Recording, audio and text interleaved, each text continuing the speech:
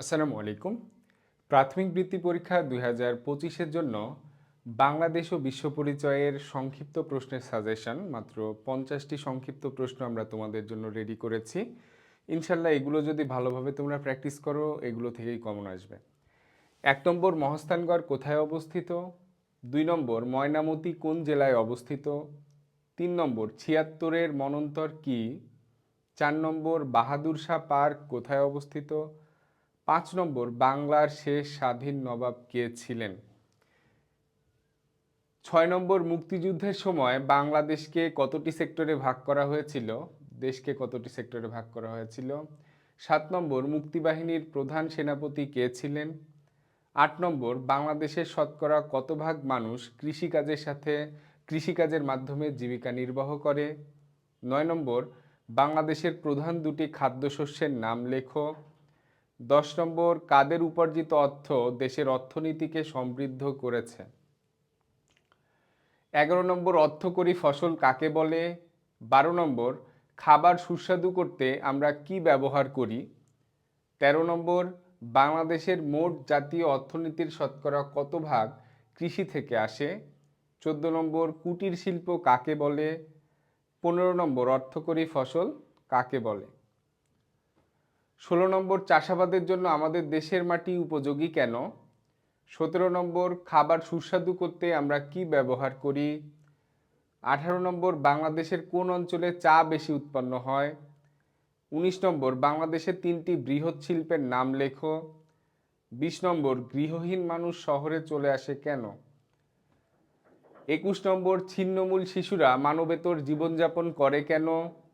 ২২ নম্বর আমাদের কৃষি জমির পরিমাণ কমে যাচ্ছে কেন? ২৩ নম্বর গৃহহীন মানুষ শহরে চলে আসে কেন? ২৪ নম্বর ৩টি মৌলিক চাহিদার নাম লেখো। ২৫ নম্বর নদীর পার রক্ষায় কোন সংস্থা কাজ করে? আচ্ছা, তোমরা ক্লাস 6-এ পড়ছো কিন্তু ক্লাস 5-এর বৃত্তি পরীক্ষা দিচ্ছ এই সময়ে এসে। তো তোমাদের ক্লাস 6-এর পড়াশোনায় অনেক ক্ষতি হয়েছে, অনেক পিছিয়ে পড়েছো। তোমাদের এই ক্ষতিপূরণটা পুষিয়ে নেওয়ার জন্য আমরা কামব্যাক কোর্সের আয়োজন করেছি, যাতে অর্ধবার্ষিক পরীক্ষার মধ্যেই আমরা গণিত এবং বিজ্ঞান খুব ভালোভাবে শেষ করতে পারি। আমরা অর্ধবার্ষিক পরীক্ষার আগেই গণিত ও বিজ্ঞানের অর্ধবার্ষিক কোর্সটা কমপ্লিট করে দিব। ক্লাসটা শুরু হবে ২৬ এপ্রিল থেকে। আমরা লাইভ ক্লাস দিব এবং কিছু ক্লাস আমরা রেকর্ডেড দিয়ে দিব।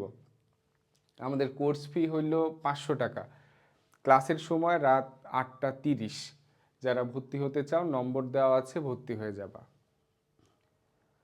২৬ নম্বর আবহাওয়া কি? ২৭ নম্বর খোদাই পাথরের ৩টি বৈশিষ্ট্য লেখো। ২৮ নম্বর অটিস্টিক শিশুর একটি বৈশিষ্ট্য লেখো। ২৯ নম্বর সরকারিভাবে কোন তারিখে রোকেয়া দিবস পালন করা হয়?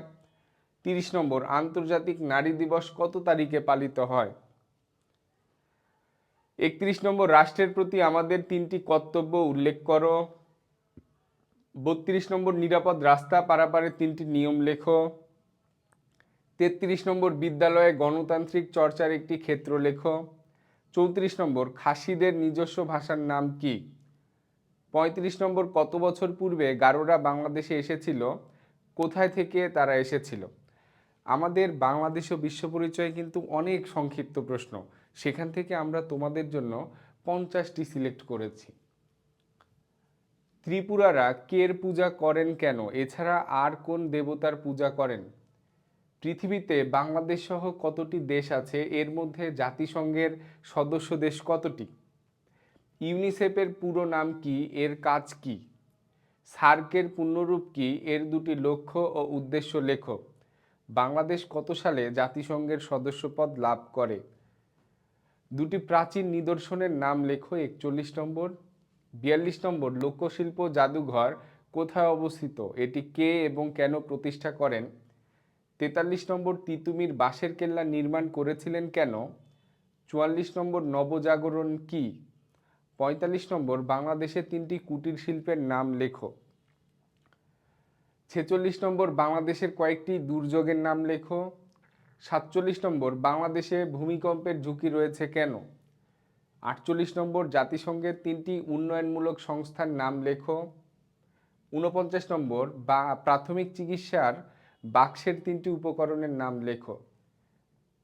নম্বর, ওয়ারী বটেশ্বর কোথায় অবস্থিত, এখানে প্রাপ্ত নিদর্শনগুলো কি কি?